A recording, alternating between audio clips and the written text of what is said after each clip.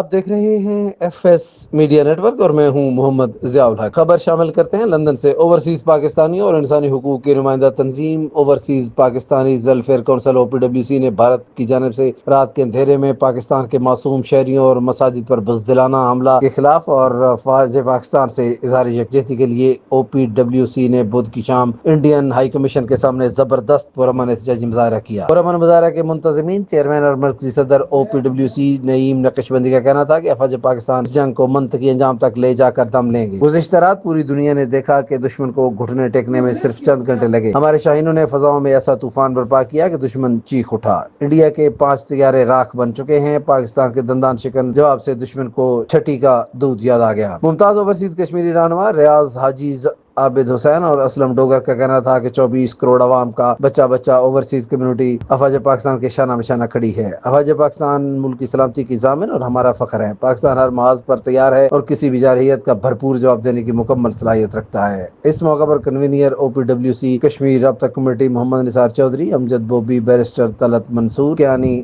Counsellor عارف، counsellor امجد تارڑ کا کہنا تھا کہ انڈیا نے رات کے اندھیرے میں معصوم اور نہتے شہریوں کو نشانہ بنایا۔ مسجدیں شہید کی گئیں اور قرآن پاک کی بے حرمتی کی گئی۔ مقررین نے بھارتی فوج کی جانب سے مقبوضہ کشمیر اور خالصتان میں ہونے والے قتل عام، عصمت دری اور سنسنی حقوق کی خلاف ورزیوں میں مذمت کی۔ سبسکرائب کیجیے FS میڈیا نیٹ ورک اور دیکھتے رہیے تازہ ترین تبصرے اور